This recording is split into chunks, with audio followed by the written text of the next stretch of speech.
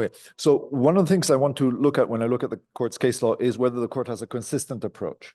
So there's one thing the court does, which is it distinguishes between certain elements of a claim, which it calls the constitutive elements, which are a matter of European law, and the national procedural elements, which are a matter for national law, subject to the EU principles of equivalence and effectiveness.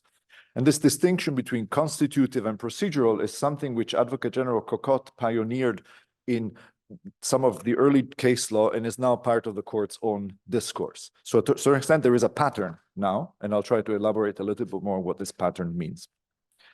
And the last point I wanted to discuss, and this is something really more I'm interested in getting some feedback from you, is whether you think the court's judgments are sufficiently helpful for national courts. Are the courts answering the questions in the way that are expected? And if not, then maybe one can have a reflection as to what your expectations are as national adjudicators and what gaps there are between your expectation and what the court delivers. The court is known for writing like the Oracle of Delphi. It's not always clear what it means.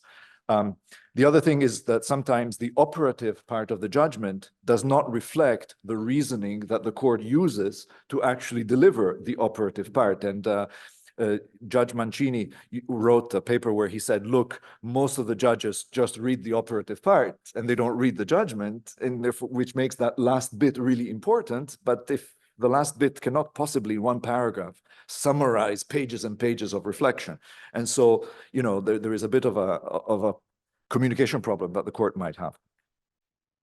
So let's start with an old story. I know I wrote recent cases, but I think this case is fascinating for a number of reasons. And I know Sebastian has already talked a little bit about it, but I want to just dig a little bit deeper because it allows us to see a lot of issues that I think are just important.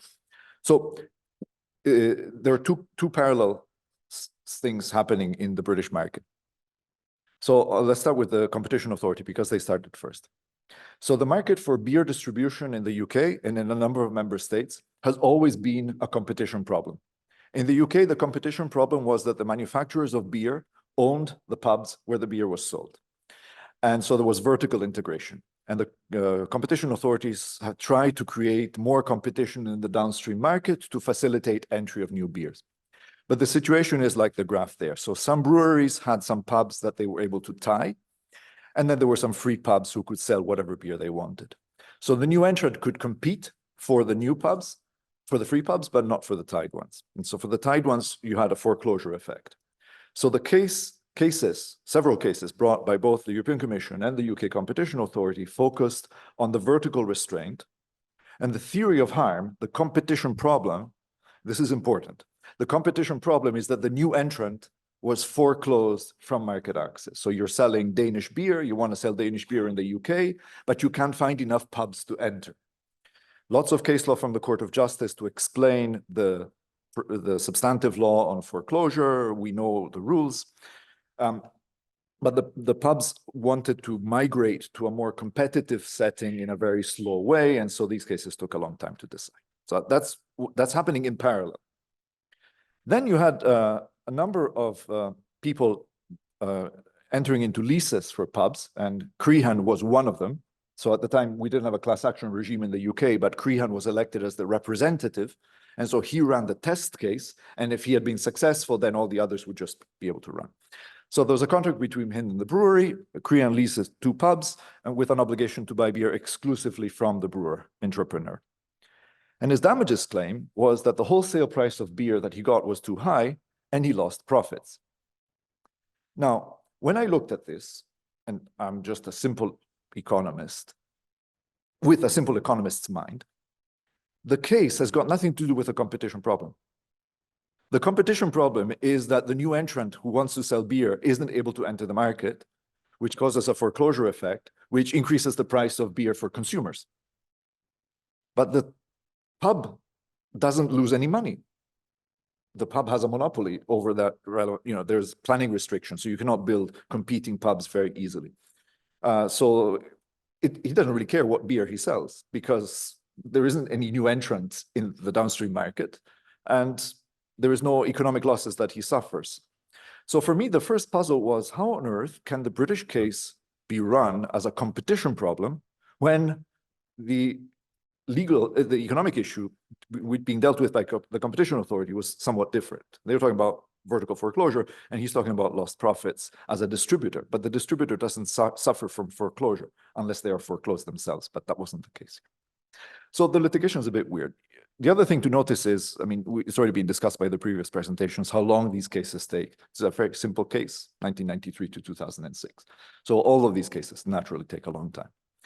So the first problem that the British courts had, and this was late 1990s, and the British courts never felt that Crehan shouldn't have a right to try to claim damages. But their problem was that he was party to the anti-competitive agreement. And so in English law at the time, there was a rule which said, well, if you're in pari delicto, if you're party to the illegal act, you shouldn't be entitled to claim. So even if you might be able to claim, you shouldn't be allowed to do so. So the question that the Court of Justice received from the British court was very narrow.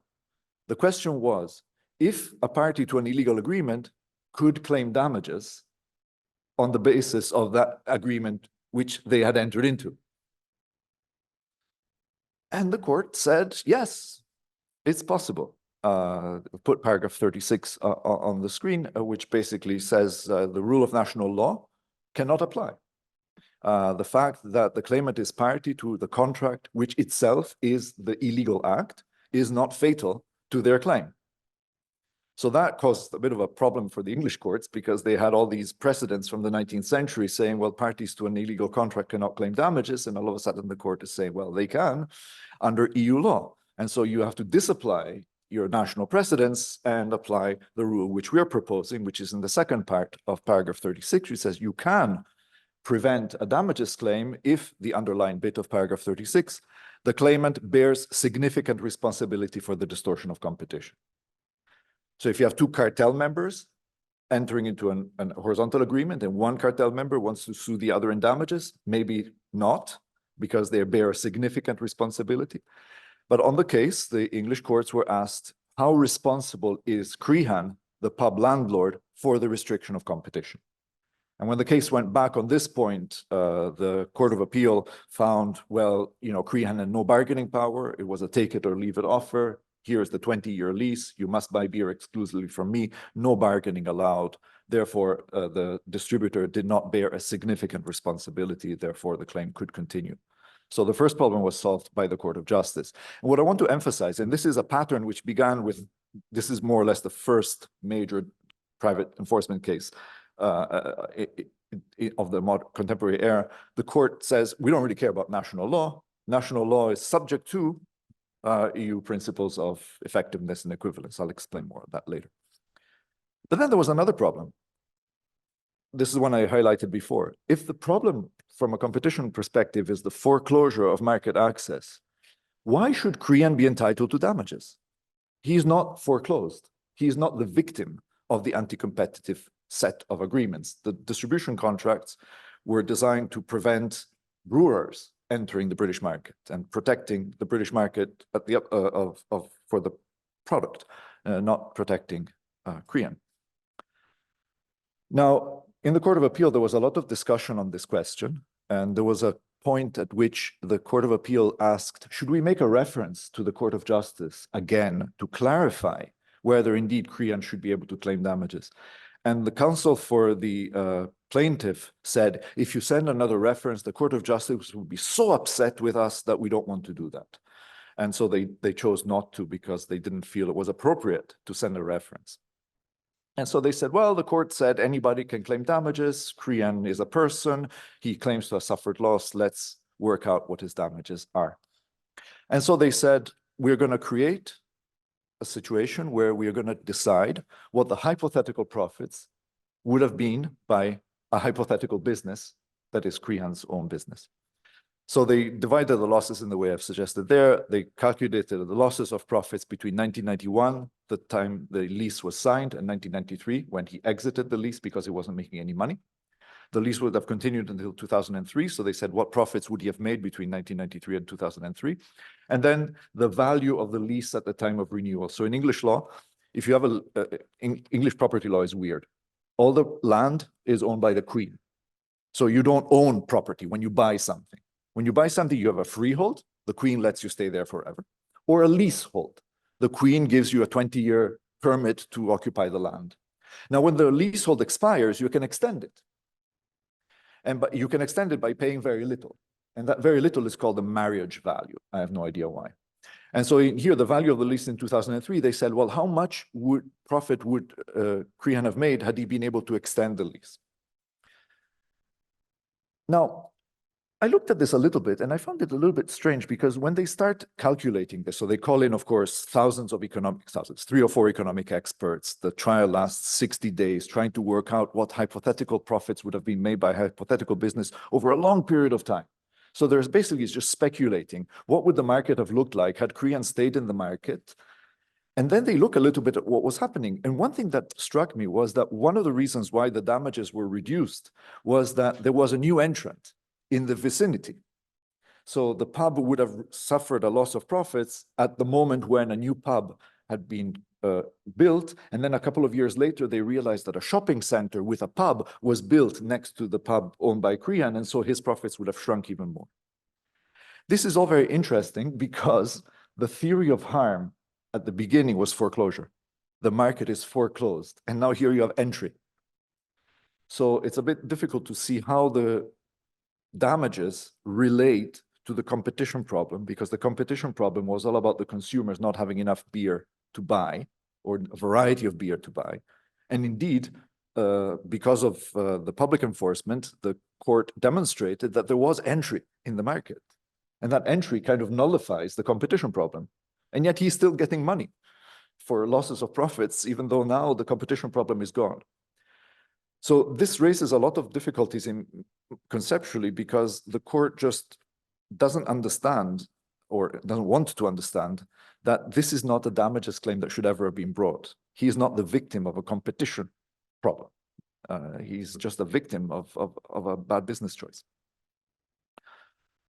Third problem, was this a follow-on case?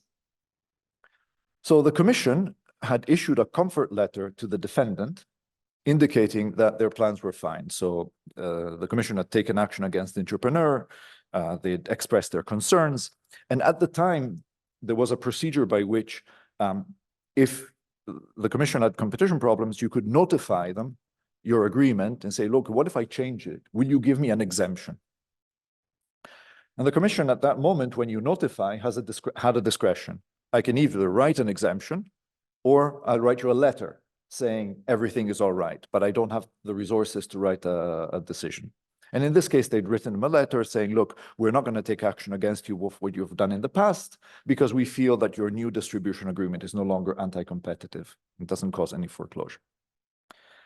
At the same time, the commission had taken 3 decisions against other brewers in the UK, all of which found an infringement of Article 1011, but then granted an exemption on 1013. And the plaintiff said, well, I can use these decisions to prove the infringement of Article 1011. I can follow on from those. And in the Court of Appeal, this was accepted.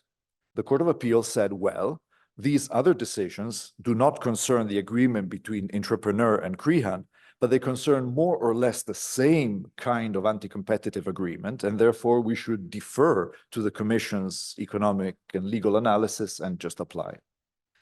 But the House of Lords disagreed. They said, no, the Commission left it to the National Court to make this determination, because all that entrepreneur had received was a comfort letter. So the decision was not precisely addressed to them.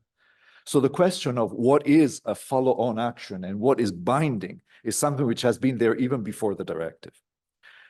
The ultimate upshot of this is that after this judgment, Crehan lost and no damages were awarded, which perhaps is the right result, but lots of resources were consumed in addressing these issues. So I think the takeaway from this first case is that before or after the damages directive, I'm not so sure we are any better off. That is to say, the sort of puzzles that this case gives rise to are not really resolved by the damages directive, as Sebastian tried to suggest. So let's move on to, yeah. Perhaps on these, like the problems that you described are perhaps general for all private enforcement in vertical distribution cases, no? Yeah, I think so. And Yeah, I mean, one of the things I would like to tease out a little bit in the group exercise also is, okay, we know now something about how to do horizontal damages claims. So when there's a cartel, we have buyers and the buyers get an overcharge. But what in vertical cases? What are the kinds of issues that arise in a vertical restraint?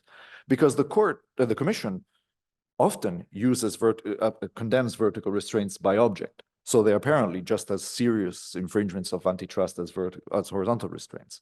Economically, they're not, by the way. But there is case law, so one could expect damages actions. Yeah. And indeed, one of the cases you mentioned was the RPM in terms of the mobility scooters, where there was a distribution agreement where old people then tried to get damages for overpriced scooters. So there are some vertical cases emerging, and that's one thing maybe to tease out. Right. Let's move on to some more recent cases. And please feel free to stop if you don't understand, if you have a question, you disagree. If you disagree particularly, I'm interested in hearing from you. So this is a case brought in the Austrian courts against Otis. So I tried to put it in some sort of diagrammatic form. So the cartel is on the top, the elevator and escalators cartel. Okay. And this was penalized by the Austrian courts in 2007. The decision is final. And there are higher prices that result from the cartel. Okay, so the house buyer pays a higher price. That wasn't the damages claim.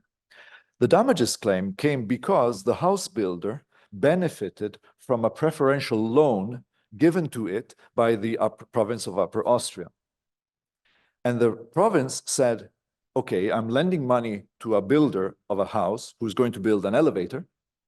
Because the elevator is more expensive, my loan is bigger. And therefore, I'm suffering a loss, not because I'm paying an overcharge, but because I give a loan which is larger than I would have without the cartel.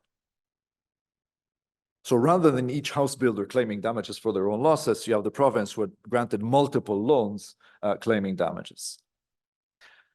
That's the factual setting of the case. Now, so just from a calculation perspective, the argument is this: without the cartel, the size of my loans would have been less, meaning the authority would have kept some money in its reserves. If it had money in its reserves, it would have invested it in a different way. And so the loss was the amount of profit I would have been made investing this money minus the repayment of the loan by the lender. So they said, if I just put it in a bank and I got the annual average yield of federal bonds, I would have got this much money. The repayment of the loan is a little bit less, and the difference is my loss. So relatively simple calculation. Don't really need a superstar economist here who will charge high fees to calculate. But there was a legal problem, according to the Austrian court, which is on the slide. Under Austrian law, the person who does not act as a supplier or as a user in the relevant market is not covered by liability rules in tort. The protective purpose of the law does not protect somebody who is not a buyer or a seller. And in this case, if you go back to the facts, the province is a lender. So they're not buying the elevator. They're not selling anything. They're just offering a loan. And according to the Austrian case law as interpreted, the Austrian code as interpreted by the courts, they were outside the protective scope. So although they had suffered a loss and the loss was caused by the cartel, the loss is not covered by Austrian law. So you have an issue which is very similar to Crehan. You have a damages claim where national law says you're not entitled to claim. And so the question for the court was, well, does EU law tell us something different? Does EU law require us to allow a claim which Austrian law would not allow? And to answer this question, the court makes a distinction between whether this question is a matter to be regulated by European law, and so the court can give a complete answer, or whether this is a matter which is regulated by national law, but then national law has to be read subject to the principles of equivalence and effectiveness. And therefore, we have to check whether the national law denies effective judicial protection. And the Advocate General writes a really nice opinion, which I think is worth reading because it's clearly written and nicely delivered. And paragraph 44, she makes this distinction in the terms I've put on the slide. The question of the existence of a claim to compensation, whether compensation is to be granted, must be answered in the light of EU law. So that's an EU law question. That is what I call the constitutive element of liability. The details of the application of this claim, rules for their actual enforcement, how compensation is to be granted, questions of jurisdiction, procedure, time limits, proof, are regulated under national law. So this is an elegant distinction. There are two types of national rules. Those rules which are totally subject to EU law, so EU law will remake them if necessary, and those rules which are up to the national procedural autonomy to determine, and those rules are applicable subject to these rules being effective. Okay, that's elegant. Then the question is, in which of these two boxes do you fit the question of causation, which was the question the National Court said, that the protective scope here is not to protect the lender. The protective scope of competition law is to protect the buyer of the elevator, subject to an inflated price, not the lender, who is too far away from where the action is, where the anti-competitive action is. So the scheme is clear, but in my view, it's still not completely clear where you put certain rules, either under EU law or under national law subject to effectiveness. So according to the Advocate General Cocotte, and I'm just going to talk to her about her opinion because it's more full, but the Court of Justice more or less agreed. The scope of protection, the question of causation, is a question of the interpretation of European law, which is answered on the basis of EU law alone. So we don't care what the Austrian tort law says about who can claim damages. It's a question for the EU courts to decide because this is an interpretation of the treaty, and primacy demands that we interpret the treaty in the way we like. And so the Advocate General suggests a reflection based on three questions. First of all, she says, what is the protective purpose of Article 101? And she repeats something which the court has always said. Article 101 grants everyone the right to demand compensation for any harm caused by the cartel. Everybody can claim if they can show a causal link. Okay, that's quite significant because kind of the rest then follows. Is the loss eligible for compensation? Of course. She has suffered an economic loss. The buyer has suffered, the lenders have suffered an economic loss, which is eligible. And then the last question in her view is whether there's a direct causal link between the infringement and the harm. And she said, well, the elevator manufacturers should have foreseen that if they increase the price of the elevators, then the lender will have to lend more money because the property value is higher and therefore the loan has to be correspondingly higher. So it's not as if the cartel members could not imagine that by increasing the price of their elevators, that lenders would have to make bigger loans because the value on which they're lending is larger than before. It is then for the National Court to assess factually whether the infringement of competition law caused the harm suffered. And that's a question of fact, but it's fairly self-evident that this is a relatively easy task. So what matters here is that the court says, we don't care about your national rules that limit liability. Now, a few questions on this case. First of all, did we need this judgment? Should the Austrian courts really have made a reference? Well, just to provoke you a little bit. Korean, again, 2001, any individual can rely on a breach of Article 101 before the National Court. So already then the court had said fairly clearly, any individual can rely on 101 to claim damages. So the fact that this is a lender should be irrelevant. A lender is any individual. It's already clear from then. 3 years before Otis, there was another judgment, again, relating to similar cartel, the Kone case, also in Austria. This was a case about umbrella damages. So the question here was whether the cartel members are liable to a plaintiff who buys cartels not from the cartel, but from another party who is selling the same goods, but he's not party to the cartel. So the cartel is between A, B, and C, and D is competing, but he's not colluding. He's not part of the infringement. But of course, because everybody else is pricing 10% higher, D also raises their prices by 10%. So the plaintiff buys from D, but he wants damages from the cartel members. Can he do so? And the court said, of course, anybody can claim damages from anybody. If the cartel is liable to have an effect of umbrella pricing, and this is foreseeable, paragraph 34 of Conan, then this is fine. And there the court said quite clearly, paragraph 32 at the bottom, national legislation must recognize the right of any individual to claim compensation for the loss sustained. So the court had given fairly clear hints in the past that any individual is eligible to claim. So from that perspective, does the Austrian court really need more verification that any individual means the lender is also? So one question for me is, why is it that the Austrian court asks a question, the answer to which should be obvious if one had read the previous case law? There may be political reasons to do so. You do not want to perhaps disapply national law unless the Court of Justice tells you you've got to disapply national law. And yet, primacy requires that by its very nature. But it strikes me that, the judgment is very learned, the opinion is very interesting, but the finding at the end of the day was already inherent in the earlier case law. So bit strange that this stuff gets referred. Another point I wanted to maybe discuss a little bit is a paragraph from Advocate General Cocott's opinion.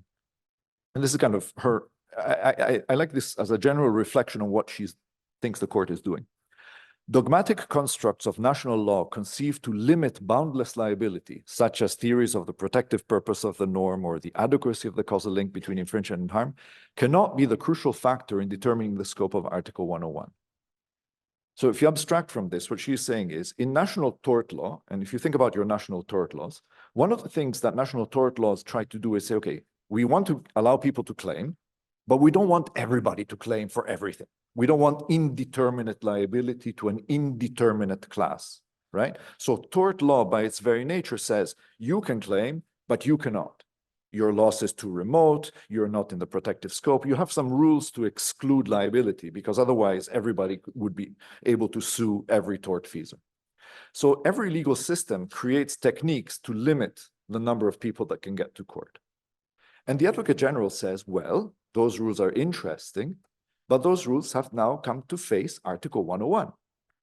Anybody can claim damages provided they can prove a causal link between the anti-competitive infringement and their loss. And so if anybody can claim, then these dogmatic constructions have to be parked to one side, and we have to let the damages claim go. Is this going too far?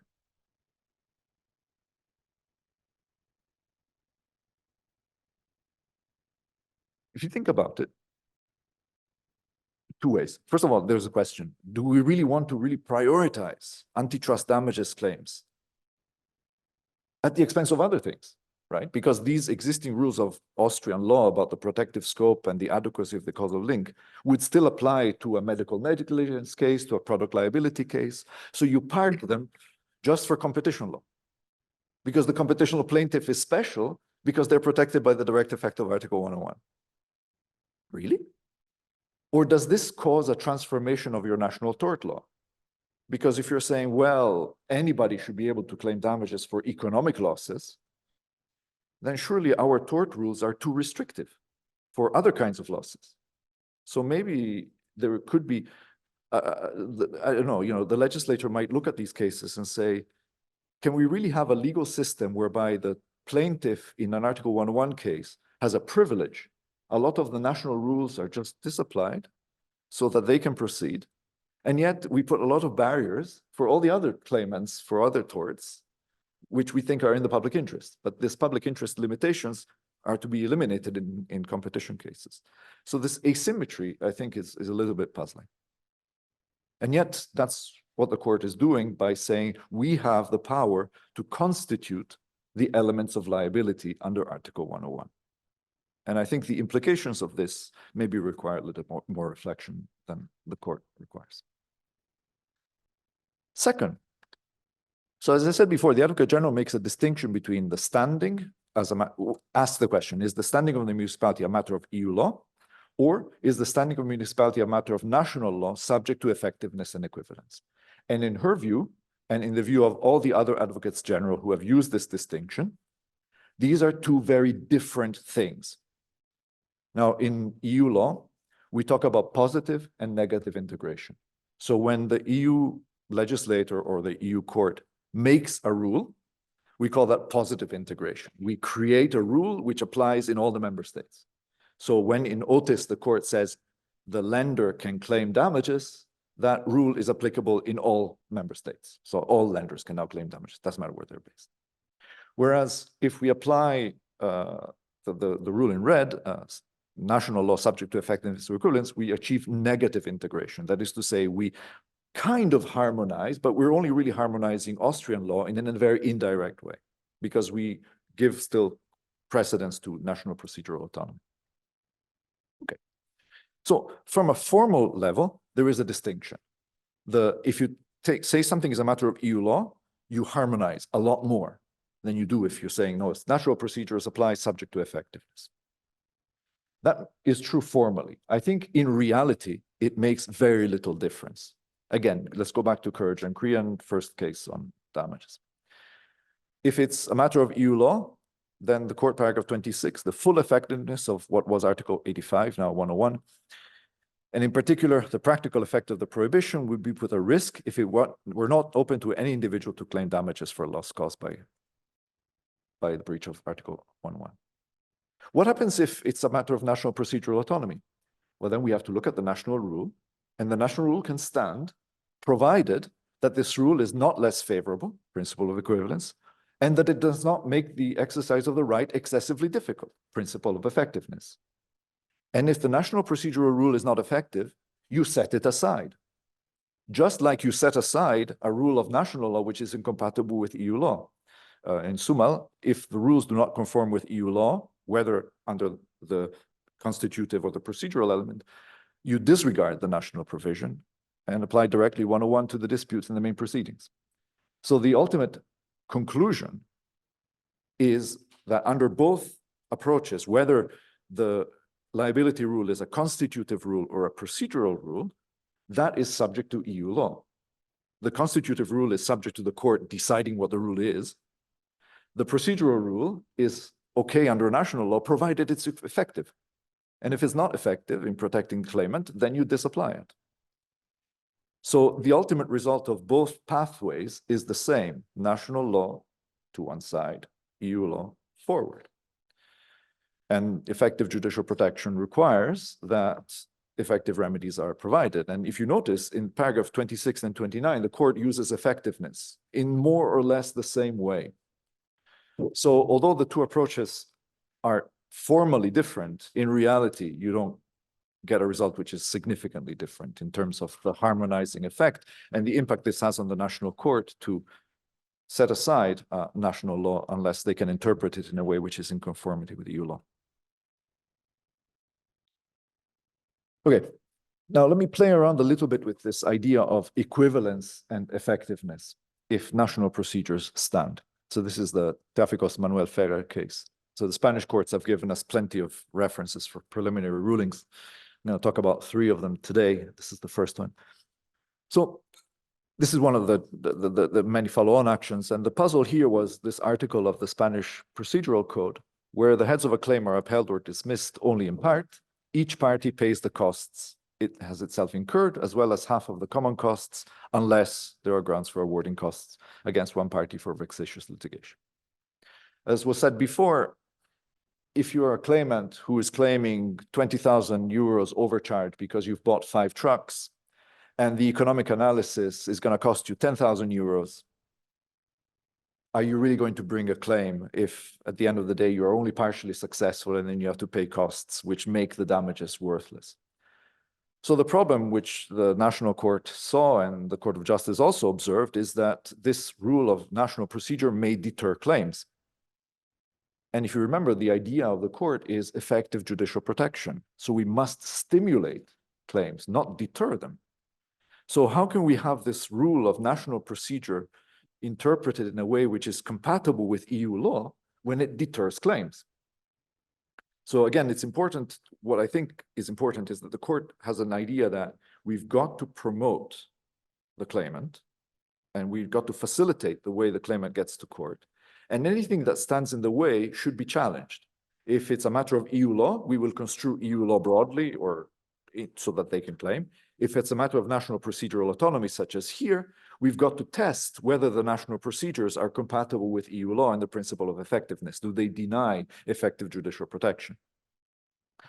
The court had some precedents to play with in consumer law, because in consumer law, it was felt that the national procedural law in Spain was not consistent with EU law because it would discourage consumers from seeking a remedy. And the court then reflected, should we use that case law from consumer law to also inform our understanding of competition law? Because to a certain extent, we have a big guy, Volvo, Scania, and a little small, medium-sized enterprise fighting against a big guy. Just like in a consumer claim, you normally have a large organization against a consumer who has no legal advice.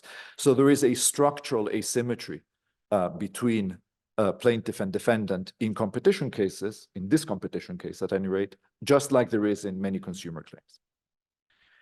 And then, if you think about the importance of using competition law to deter anti-competitive effects, then that could be another policy argument to suggest, yes, we should also declare this rule not consistent with EU law when it applies to competition cases. But the court said, hold on. The situation in consumer law is somewhat different from the situation in competition law. First of all, the policy behind this rule is to deter excessive claims. We need to be fair to the defendant as well. We don't want the defendant to have to go to court to defend themselves against baseless claims. And one way to deter baseless claims is to make the claimant pay costs if they're unsuccessful. Then they will think hard before making a claim. And the second thing is, some of the asymmetry between plaintiff and defendant is covered by the damages directive.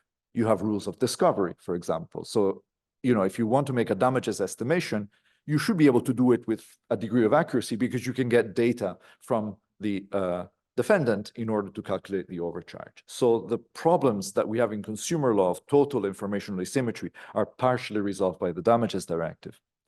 Therefore, the rule of national law is okay, subject to it being interpreted in a way which is compatible with EU law. What does that mean? The national court should decide if the costs that the court wants to order the plaintiff to pay are attributable to the plaintiff. For example, did they make an excessive claim? Did they conduct themselves poorly during litigation? Then you can award some of the costs against them because of their misbehavior. So the court introduces this concept of attributability, fault, as the basis on which the national court should award costs to the plaintiff when the plaintiff is partially unsuccessful. Okay. Now, let's think about it a little bit. I put the national law again on the slide. The task for the national court is, first of all, to decide whether the plaintiff should pay some of the common costs if they're to blame, if these are attributable to it. Okay. The second job for the national court is to decide if it is possible to interpret, sorry, I wrote the wrong thing, Article 3942 of the Spanish law in a manner which conforms to that interpretation. That's what conform interpretation means. Otherwise, you disapply national law and you apply the judgment. So this is what the court is telling the national court to do. I've given you my interpretation of what is the right result. And now you've got to decide if you can interpret your national law in a way which is in conformity with the guidelines that I've given you. Is this duty to interpret national law clear? Is the court overly prescriptive? Do you have any reaction to this? Curious. It's interesting that there's this cultural clash between what the court does and how the national judge then is expected to respond, and maybe the response that is required isn't quite the response that one needs to have. Okay, let me move on to something a little bit different, which is, of course, we've spoken about the directive, and now, of course, the court has other questions to get. Not is national law okay, but what does the directive mean? And so Jacques Manuel Ferrer also has a point on this, just for completeness. I put it on the slide. So Article 71 of the directive says that the member states shall ensure that the court can estimate the amount of harm, provided it is practically impossible or excessively difficult for the claimant to quantify the harm suffered on the basis of the evidence available. So the question here was, what do we mean by impossible or excessively difficult? And the court, and here is one of those situations where if you look at the operative part and you look at the reasoning, slightly different. So the operative part, which is at the bottom, I've just reproduced one segment of it. This is the last paragraph in the judgment. What does practically impossible or excessively difficult mean? You have to take into consideration all the parameters leading to such a finding, in particular the unsuccessful nature of the steps, such as the request to disclose evidence laid down in Article 5 of the directive. So if the claimant had tried to get evidence and was not successful, that's part of the evidence that you can use to look at. But basically, what is practically impossible or excessively difficult is a question of fact. And to answer this question of fact, everything is relevant and nothing is dispositive. Not particularly helpful. Now, if you look at the judgment itself, the court says a little bit more that isn't in the operative part. So in paragraph 57, it asks, is the plaintiff to blame? Is the impossibility because the plaintiff did not take advantage of all their rights to secure information? Then if they haven't taken advantage, then it's not excessively difficult or impossible because they just haven't done their homework. So the obligation is for the plaintiff to first make a good stab at obtaining enough evidence to calculate before.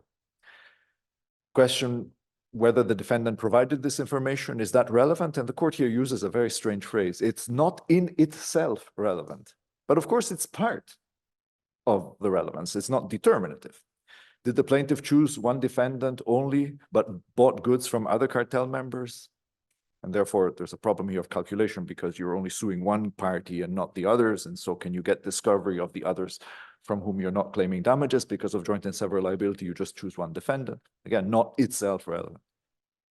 And then finally, paragraph 53, I think is interesting because it says that can the court legitimately take the view that the evidence that has been obtained makes it very difficult to estimate the loss because it's difficult to interpret the documentation.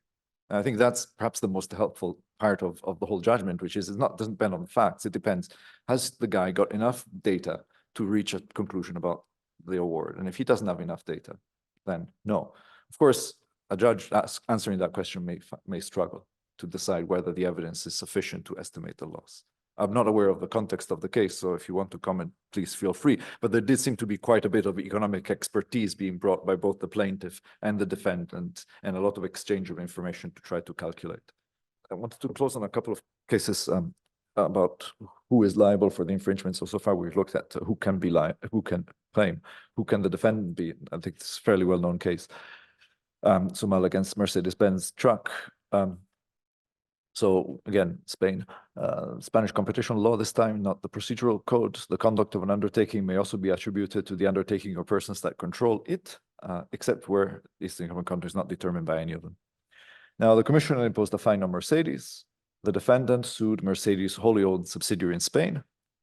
This entity was not mentioned in the decision, but they are a single economic unit because they're wholly owned by Mercedes. Does Spanish law stand in the way of this? And is this standing in the way problematic as a matter of EU law?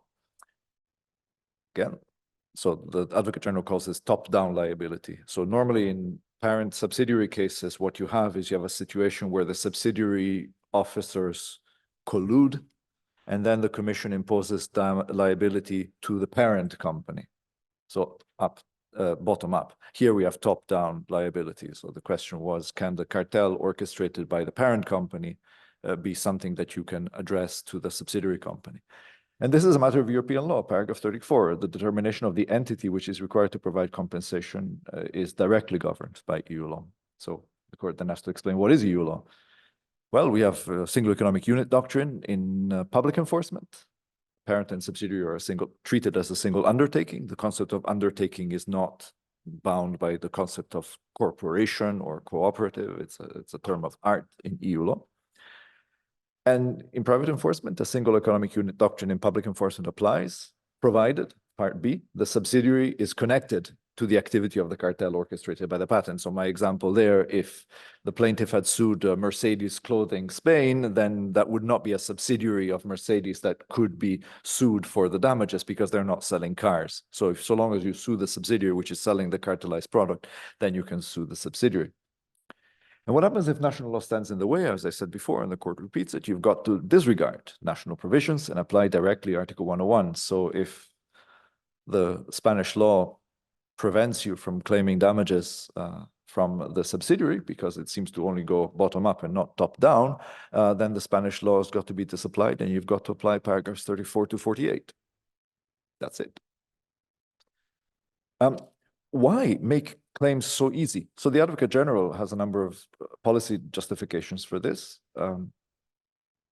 Allowing the victim to bring an action against the subsidiary domiciled in its member state circumvents the practical difficulties associated with service abroad. So this is kind of sympathy to the small and medium-sized enterprise. Let's make life easy for them to choose their defendant. And then from a substantive point of view, this increases the prospects of achieving full compensation because the claimant can choose, do I choose to sue the subsidiary or the parent, and I may have a strategy that leads me to select one over the other, and the court gives me the freedom to select which defendant I want within the corporate entity, and so then it allows the claimant to make a claim. There's a recent opinion of the Advocate General in a similar case, Volvo Transacqui. The facts are slightly different. Here, the claimant wanted to serve a document on the Spanish subsidiary of a trucks cartel, but wanted to bring the damages action against the parent. Says, I want to sue Volvo Sweden, but I want to serve my papers in the national, to the national subsidiary. And he said, look, if they're a single undertaking, it doesn't matter to whom I serve the papers. I serve the papers to the undertaking, and the undertaking includes the wholly owned subsidiary in Spain. And so he said, well, sumal, that's what it means, no? But the court said, no, this isn't the right procedure. And they interpreted a regulation on judicial cooperation. The number is there, and the court divines a general principle that in this regulation, documents addressed to a defendant who is domiciled in a member state different from where the procedure is initiated must be served in the member state of the defendant. You can't send the documents to the subsidiary in Spain. You've got to send the documents to the defendant in Sweden. Why? To protect the rights of the defense. And the defendant said, okay, this is very interesting. But in all your previous cases, Court of Justice, you've always said that effective private enforcement is the most important thing in the world. So surely we can disapply an EU regulation that bothers the plaintiff. If the plaintiff wants to serve in Spain, let them serve in Spain. That's the purpose of Article 101. And the court said, no, we don't give flexibility. We give flexibility for substantive issues, but not for procedural issues. For procedural issues, we don't set aside. That's not true, because in Manuel Ferrer, there were procedural issues which were set aside. Okay, let me skip that.